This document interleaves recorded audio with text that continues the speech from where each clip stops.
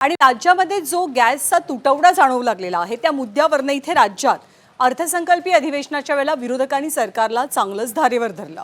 काँग्रेसचे नेते नाना पटोले, विजय वडेट्टीवार यांनी विधिमंडळाच्या पायऱ्यांवरती गॅस सिलेंडरची प्रतिकृती हातात घेऊन निदर्शनं केली, सोबत घोषणाबाजी सुद्धा करण्यात आली। यावेळी चित्रा वाघ यांनी एलपीजीचा पुरवठा सुरळीतपणे सुरू असल्याचं म्हटलेलं आहे।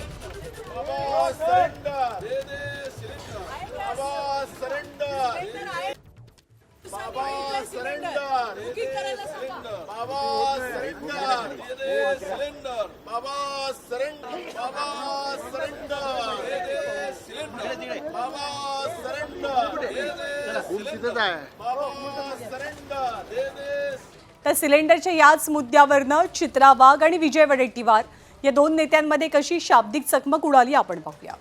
हे बघा, असंही कुठल्याही गृहिणीला जाऊन तुम्ही विचारा, आज जर गॅस बुक केला तर तो 25 दिवसांनी मिळतो, त्यामुळे तो मिळणारच आहे। परंतु झालंय काय की या विरोधकांनी अफवा पसरवल्यामुळे की आता मिळणारच नाहीये, आता गॅसच मिळणार नाहीये असं म्हणून लोक पॅनिक झालेत आणि गॅस एजन्सीच्या समोर उभे राहिलेत।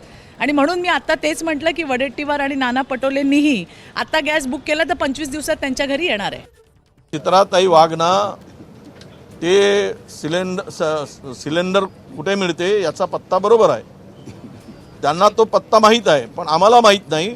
त्यांच्याकडून आम्ही ॲड्रेस घेऊ आणि सिलेंडर विकत घेऊ, ह्यासाठी त्यांच्या सहकार्याची गरज आहे। त्यांच्याकडून ॲड्रेस घेण्याची आम्हाला आवश्यकता आहे।